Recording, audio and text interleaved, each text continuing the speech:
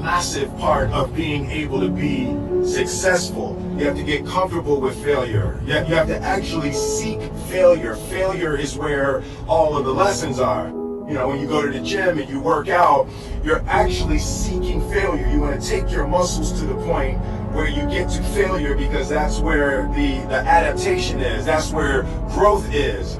Successful people fail a lot. They fail a whole lot more than they succeed. They extract the lessons from the failure and they use that, the energy, and they use the wisdom to come around to the next phase of success. You gotta take a shot. You have to live at the edge of your capabilities. You gotta live where you're almost certain you're gonna fail. The reason for practice. Practice is controlled failure. You're getting to your limit, getting to your limit, getting to your limit.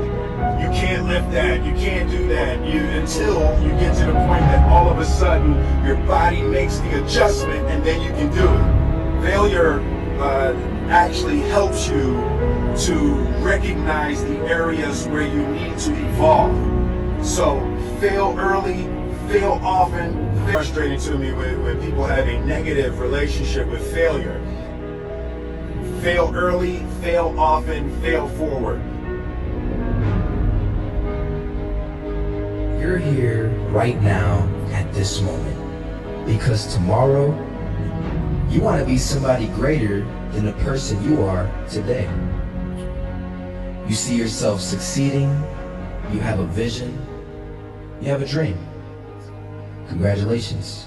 You're already 10 steps ahead of 95% of the world. Imagine if Michael Jordan was scared of missing. He would have never taken a shot. Imagine if Steve Jobs was afraid of people not liking his product. There would be no iPhone. So ask yourself this. Do you want to be a person who fears failure, or do you want to be a person who loves success? Which one? You're going to have to pick today. And I'll tell you one thing. One is a failure, and one is a success. And if you love success, there is nothing that can stop you. All those negative things people say will mean nothing. They're going to talk about how only 1% make it to the top. Big deal. Want to know something else? Only 1% stick with that fitness program long enough to see results. Only 1% of nerds stick with that video game long enough to get good at it. Only 1% of relationships stick it out to the end. That doesn't mean you have a 1% chance. It just means you can't behave like the 99%. You'll have to do something better than giving up a month from now. Those are just numbers. You want to talk about numbers? Take a look around you and take a good look around you. Are you like 99% of the people around you? If you are, then you're in the wrong video, my friend. You have to love success just as much because that's going to allow you to get up and go for it. Being scared to fail won't do anything. In fact, when you love success and you start going for it, guess what happens? You're going to fail. You're going to fail 10 times, 100 times, maybe even 1,000 times. But that's okay. Failure isn't permanent. Falling isn't permanent. You get right back up and keep going. And this time, you're going to be stronger, wiser, and you'll be more driven than ever. And for every 10 failures, you'll land one success. You have to love success so much that you're willing to fail 10 times before you can succeed once. That's how a winner does it. I want to explain the biggest myth that most people think leads them to success. And here's the myth. You might believe if you're scared to fail, you won't fail. Lies. Biggest myth ever. And I believed it. You see, I always thought that being scared to fail in life would literally keep me from failing. I would look at the losers around me and I would say, sheesh, I never want to turn out like him. I really believed this train of thought would help me succeed. Until one day, I was walking down the street and I saw an old man. Had a hat, suspenders, and a cane. Was about 80 years old. This old man was barely walking. He could walk, but the cane helped a lot. He was struggling. So anyway, he was walking across the street and he ended up falling. So I went over to go help him. And he gets up, says thank you, and we introduced ourselves. Had a little conversation. Told me his name and I told him mine. His name was Robert, by the way. And right as he walked away, I told him, this is what I said. Robert, you should stay inside where it's safe, my friend. And Robert turns around and says to me, I love walking. And I love walking way more than I'm afraid of falling. So I asked him, well, what about your safety? Don't you want to live? And he told me this. These are the exact words he said. He said this. Solo, living means doing what you love to do. And if I have to fall here and there to do what I want to do in life, then so be it. And he just walked away. Never saw him again. That was it. But that statement really had me thinking. And it had me thinking hard because I learned something that day. That's when I realized the true key to success. You see, I always thought if I could just fear the act of failing, and if I fear it like crazy, I will succeed. Because I thought the fear would magically motivate me to get out there and start taking action. But after that day, I realized something. I realized it's the love for success that will lead me to succeeding. So just imagine if Robert feared falling. Would he even start walking? Of course not.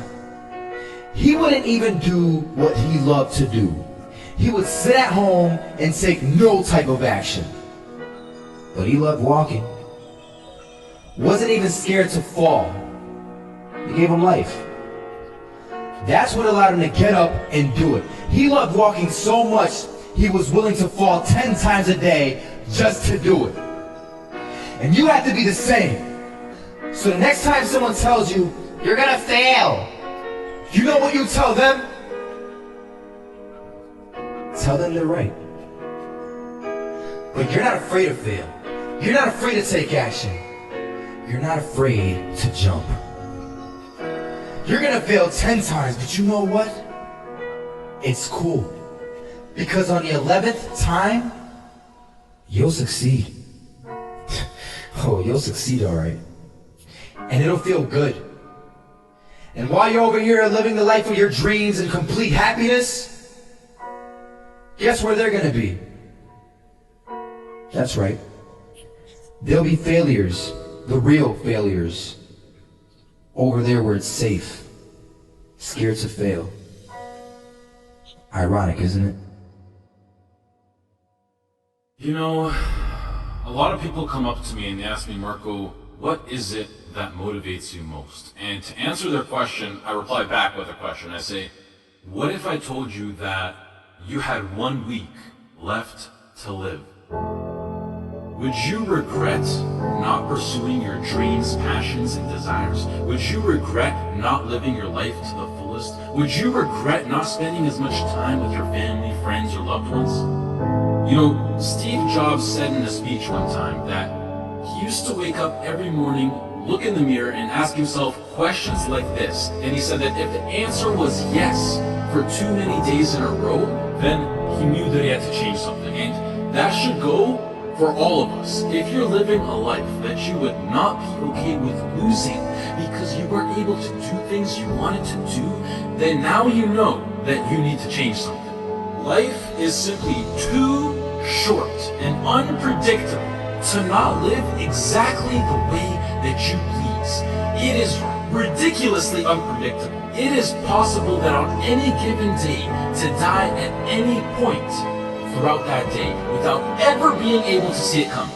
You know, when I was 13, I had this teacher who was an absolutely amazing person. I'd known him for several years then, and he had 2 kids, a loving wife. He was a man of God, contributed to the community. He gave us everything that he had, and he would bike to school every single day. I always remember him come to school on his bike, and one morning on his way to school, it was early in the morning, he was crossing an intersection, a reckless driver comes out of nowhere, hits him, he dies on the spot, on the moment of impact. His death taught me so many valuable things in life, and one of them being that it went on to show that no matter how much you don't deserve to die, and no matter how good of a person you are, and no matter what your situation is, no matter anything, it goes to show that death is inevitable and random, and it will eventually consume each and every single one of us, whether it's in 50 years, in 10 years, next year, or even tomorrow. You cannot control it. The people around you cannot control it. As long as you're at the wrong place, at the wrong time, your whole life could disappear in the blink of an eye, along with everything you wished you could have done. Whether you're walking down the street, whether you're stepping into the elevator, whether you're walking down the stairs, whether you're just existing. Listen, you'll see people from nowhere die of a heart attack. Gone. No family history, no symptoms, no causes, nothing. It happens, and that's the cruel life that we live in. And it's something that we cannot control. So what I want to make clear is that regardless of the path that you take in your life, at one point, death will consume you. It doesn't care whether you floss your teeth in the morning, whether you raise a family or not, whether you go on to be rich, poor, a success, a failure, whatever, you are still going to die at one point. It is that simple. And knowing that you're going to die soon should be the biggest motivation to both make the difficult decisions in life and to get your ass out of bed in the morning. So now the question becomes, what is it that you truly have to lose? If you pursue your dreams and you fail, sure, you might be a little bit more financially unstable. You might experience stress or other feelings you wish you never had to experience. But either way, even if you fail, you will end up back to where you started, which is where you are now. So what do you literally have to lose? Some of you right now, you're thinking about maybe starting a business. You have a great idea that you want to incorporate into your lifestyle. Maybe you're thinking about pursuing your dreams to the fullest. Maybe you're thinking about putting in the work to become a doctor, an engineer, a firefighter, a professional athlete. But some of you won't follow these ambitions because you're afraid. You're afraid to fail. You let the fear of failure dictate your actions, and you're afraid of what mom or papa thinks. You're afraid of what your sister, your brother thinks, or your grandpa, or your grandma, or your cousins, or whoever. But what truly matters is you. You are in possession of a gift. You have a talent, and whatever that talent is, you can make yourself and people around you a stronger and better place with it. But sometimes the only way to do that is to take a risk. At one point, you have got to take a leap if you want to make that gift that you have become a reality. Otherwise, society will gladly accept you as a 9-to-5 slave working just to pay off your rent and to stay alive and to live for the weekend, which is the absolute worst way to live. If you don't jump, believe me, if you don't pursue your gift, you will live a life full of regret, and your gift, your dreams, everything that you ever had to offer to the world will die with you. And from first-hand experience, I am pissed off at myself. I'm pissed off, and I regret so much in my life. I can't even fathom explaining it. Not about what I've done, but what I haven't done. All the opportunities that I turned down, and all the chances that I never took just because I was afraid or because I was worried about what other people think. And I officially decided to sit down. I sat down for weeks. I didn't just think of what I'm saying right now. I didn't think of it overnight. This is months. This is months of thinking, and I just sat down and I just wrote. And after comparing the randomness of death versus the chance of you failing while relentlessly pursuing your dreams versus the chance of you living a terrible life because you failed at pursuing your dreams versus just calling it a day right now and living a traditional Western world lifestyle versus everything you can think of versus absolutely everything. And I can gladly say that right now, as of this moment right here, I would rather live each day as if it were my last and take every risk possible in these sacred moments that I have on earth now to make myself as successful and happy as possible than to be sitting in my deathbed when I'm 90 years old regretting not taking a chance. and thinking about what my life could have been if I just jumped when I was 18, or when I was 15, or when I was 22, because tomorrow is not a promise. I would rather die trying to live my dreams than to live a longer life filled with regret. Life is too short and too unpredictable to live it. I've seen it firsthand. It is not worth it to live it safe, basic, and traditional. But do you know why most people choose to live that safe life over taking risks in their life? I mean, there's a pretty good argument not to. Why would you? Why would you take a risk that puts you through stress, puts your family through stress, makes you lose sleep, makes you lose time, makes you put in the extra work, makes you take ridiculous chances that are 1 to 1,000? You know, before I even continue, the fact that I'm even sitting here and talking is astonishingly ridiculous on its own. The chance of you being born is 1 to 400 trillion. That number is so big you cannot even wrap your head around it. But okay, what I wanted to say was that the reason why people don't want to take these risks is because right now they feel like they got a lot to lose, and that their current situation is relatively nice, and most importantly, right now, they are comfortable. They got used to living basic within society standards, being with their friends every now and then, being well rested. They got comfortable. And when you get comfortable, you don't want to move. And that comfort zone, I like to call it the danger zone, because this comfort zone will persuade you to stay in there for as long as possible. And it is, I know how it is. I know the comfort zone. It is so convincing. It is so hard to escape comfort. I know. And as it persuades you to stay in there, you will literally, unconsciously, see, I'm so serious when I say this, you will literally see your whole life go right by you. And the main reason that I'm serious about this now is because I am pissed off for greatness. I want to move mountains. And like Ray Lewis once said, if you're not pissed off for greatness, then you're okay with being mediocre. And I am definitely not okay with being average. And I don't think anyone should.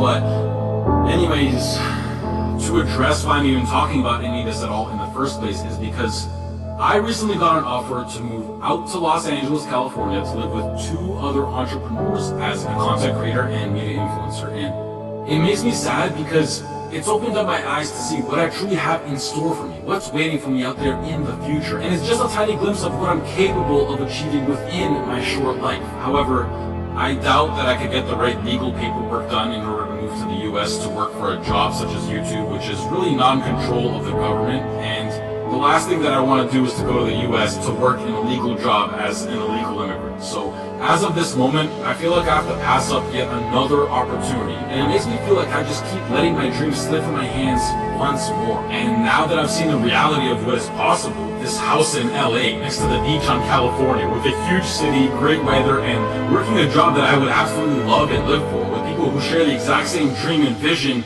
it has me thinking like, hell yeah, I would gladly die chasing this dream relentlessly than never chase it at all and play it safe and being trapped within my own mind of thinking about what my life could have been. I hope to do more videos like this where I speak because they're really like a therapy for me, and it helps me get my mind off things, and hopefully some people can be influenced by what I'm actually saying. I would also like to say that I think education is extremely important and plays a crucial role into bringing success into your life, and that knowledge is power. The best thing in life is to always have a backup plan and take into consideration what if something goes wrong. And it's something that every role model that I look up to tries to enforce, but I feel like education will always be here for me to come back to, whether I'm 20, 25, 40, or whatever. And I think that I have an amazing idea, vision, passion, and drive now in my peak, and that I'm able to capitalize on, which makes me feel like I'm throwing it away if I don't pursue it. And the biggest response that I've been getting recently is, Marco, what if it fails? Which, I mean, yeah, like, what if it fails? But that's the whole point of taking a chance with things like startup companies or entrepreneurship. It's ridiculously high risk. Like, what if I get hit by a car? What if I lose my wallet? Or better yet, what if this succeeds? You know, it's easy to be negative or to be closed-minded, but I think it's easier to be optimistic and to be open-minded. And Please do yourself a favor, which is a separate topic on its own for another time, but try to surround yourself with people who impose and promote positivity and good vibes. You will notice the tremendous effect that it has on your lifestyle. Starting your own business or being self-employed, although preferable, doesn't exactly require any kind of diploma or degree. And I think that with a proper business plan and with the drive that people like you, who